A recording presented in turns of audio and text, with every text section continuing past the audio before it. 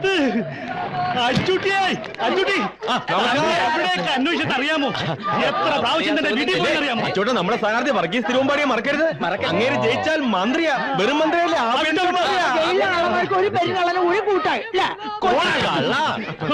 നമ്മുടെ ചിഹ്നം കോഴി ചിഹ്നം. ഇന്ന് വർഗീസ് തിരുവമ്പാടിക്ക് സ്വീകരണം കൊടുക്കുന്ന ദിവസമായിട്ടോ. നമ്മുടെ ചിഹ്നം മറക്കരുത്, കോഴി ചിഹ്നം.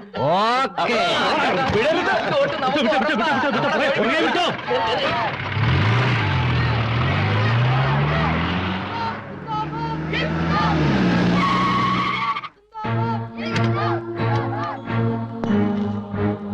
സേതുരാമ മുതലാളിന്ന് കാണണമെന്ന് പറഞ്ഞു. എന്താ കാര്യം? കാര്യം എന്താണെന്ന് അറിയില്ല.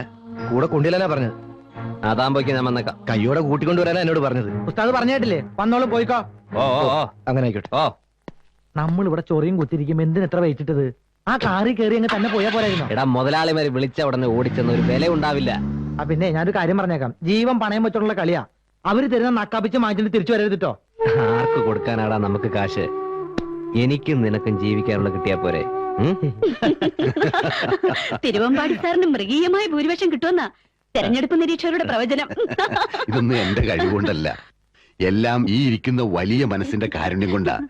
എന്നെ പാർട്ടിയിൽ നിന്ന് കരിവേപ്പല പോലെ പുറത്തെറിഞ്ഞപ്പോ ഞാൻ അഭയം പ്രാപിച്ചത് ഈ തൃപ്പാദങ്ങളിലല്ലേ.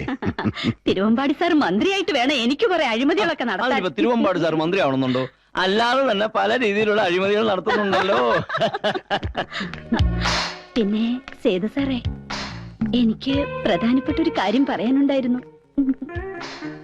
ഒരു ഹെൽത്ത് ക്ലബ്ബ് തുടങ്ങിയാലോ എന്ന് ആലോചിക്കുകയാണ് ഞാൻ. ലേഡീസിനും ജെന്റ്സിനും ഒരേ സമയത്ത് ബോഡി ഷേപ്പ് ചെയ്യാനുള്ള a well sophisticated club.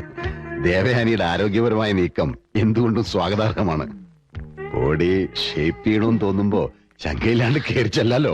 U are most welcome. പക്ഷേ ഇതിനെല്ലാം സേതു സാറ് കനിഞ്ഞല്ലേ പറ്റൂ. ഇന്നുവരെ ദേവയാനി പറഞ്ഞത് എന്തെങ്കിലും ഞാൻ നടത്തി തരാതിരുന്നിട്ടുണ്ടോ? പ്രോജക്ട് റിപ്പോർട്ട് ഉടനെ തയ്യാറാക്കിക്കൊള്ളൂ.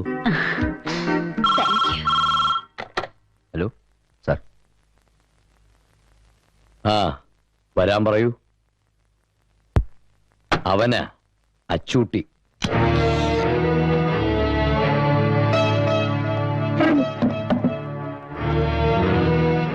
എന്തിനാ എന്നെ വിളിച്ചേ? എന്നാ ഞങ്ങളങ്ങോട്ട്.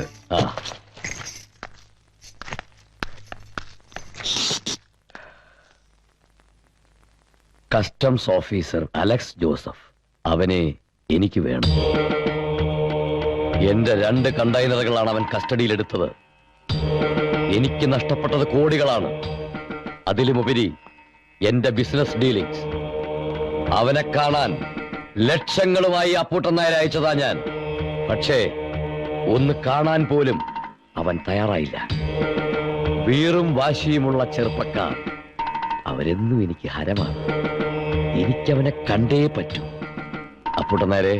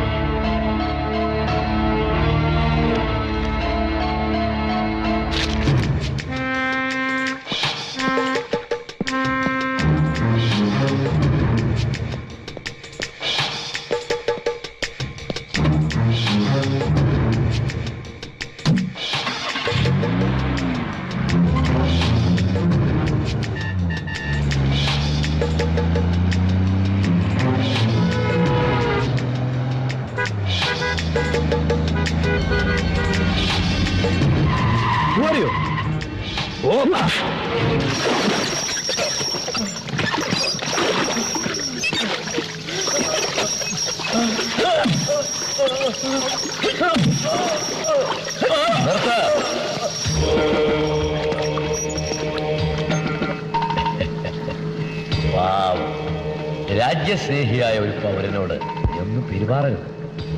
കള്ളക്കടത്തുകാരെയും അധോലോക നായകന്മാരെയും വേട്ടയാടി കൽത്തുറുങ്കിലടയ്ക്കുന്ന കസ്റ്റംസ് ഓഫീസറുടെ വെളുത്ത കുപ്പായത്തിൽ വീരശൃംഖല പതിപ്പിക്കേണ്ടതിന് പകരം ചോരപ്പൂക്കൾ വിതറുന്നു.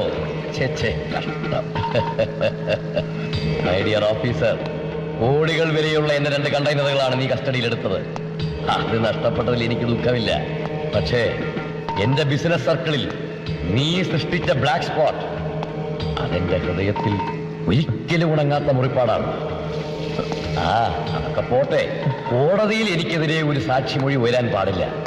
ഞാൻ പറയുന്ന പോലെ അങ്ങ് ചെയ്താൽ നിനക്കും നിന്റെ തലമുറയ്ക്കും സുഖമായി ജീവിക്കാം. എന്താ? നോ, എന്റെ ശബ്ദം വിലയ്ക്ക് വാങ്ങാൻ നിനക്ക് കഴിയില്ല. എന്റെ ജീവൻ പോയാലും നിന്നെപ്പോലുള്ള രാജ്യദ്രോഹികൾ രക്ഷപ്പെടാൻ ഞാൻ സമ്മതിക്കില്ല. ഓ, അത്രയ്ക്ക് രാജ്യസ്നേഹോ? Good, very good. വീരചരമചക്രം കൊണ്ട് തൃപ്തിപ്പെടാനാണ് നിന്റെ വിധിയെങ്കിൽ അത് നടക്കട്ടെ. Bye, good bye.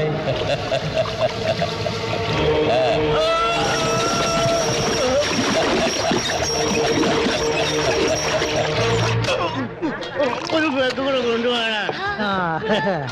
വാള് വാള് കൊടുവാള് മാറി കിടപ്പാ. നമസ്കാരം. ഓഡീഷനാണല്ലേ?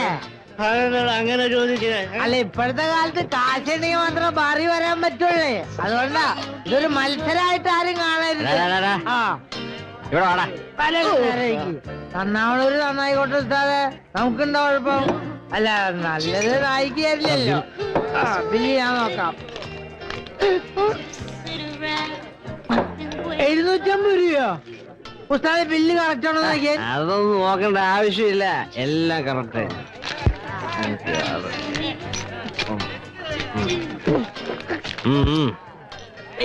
മുളക്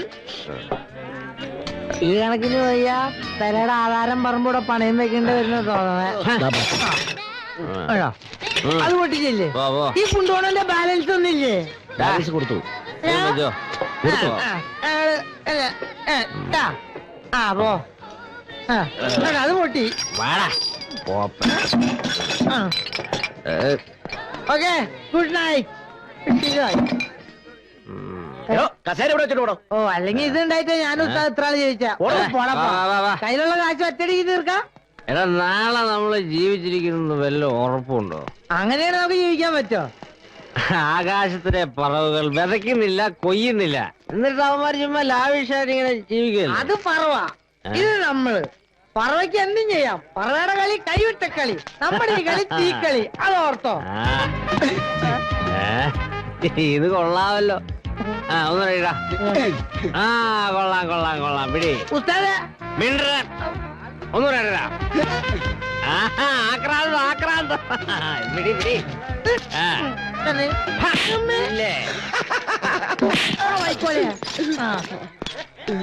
വിനായകനെ വിനയ തീർപ്പവനെ, ഓട്ടോടെ കാശ് തന്നിട്ട് പോണം. കാശോ? ഏത് കാശ്? ഓ, തീർപ്പവനെ. പോടാ കോപ്പ. എന്നാ പിടി, 10 രൂപ. പോ. 10 രൂപയോ? മീറ്ററിൽ തന്നെ 40 രൂപയായി. ഞങ്ങള് മീറ്റർ മേടിച്ചില്ലല്ലോ അല്ലേ? ബാക്കി പൈസ തരണം. ഏടാ, പോടാ. തന്നത് മേടിച്ചോണ്ടങ്ങ് പോയാ മതി.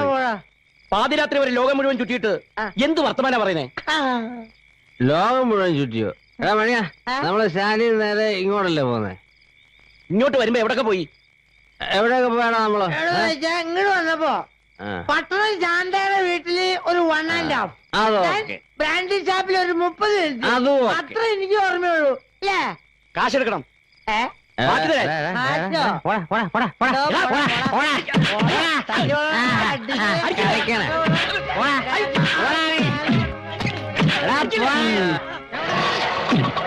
കണ്ടോ?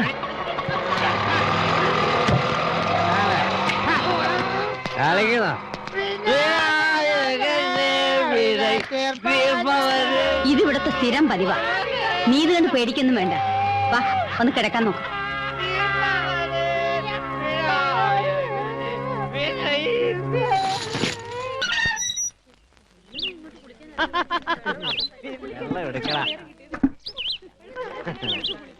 എന്താ ചേച്ചി? ടാങ്കിൽ വെള്ളമില്ല, കുറച്ച് വെള്ളം എടുക്കാന്ന് വിചാരിച്ചതാ. പൈപ്പിലും വെള്ളല്ലേ? വെള്ളമൊക്കെ ഉണ്ട്. അങ്ങോട്ട് നോക്ക്, അവന്റെ ഒരു നീരാട്ട്. എന്നും രാവിലെ ഇതാ അവന്റെ പരിപാടി. അവന്റെ കുളി കഴിയുന്നവരെ ആരെ കൊണ്ടും അവൻ വെള്ളം എടുപ്പിക്കില്ല. ഇവിടെ ആണുങ്ങൾ ആരുല്ലേ?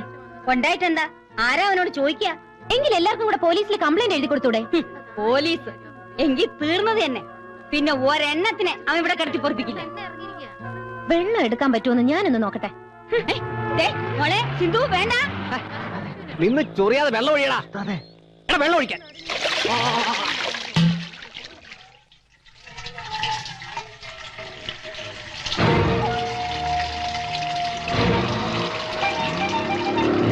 ആരാടി വെള്ളം എടുക്കാൻ പറഞ്ഞേ? ചോദിച്ച കേട്ടില്ലേ?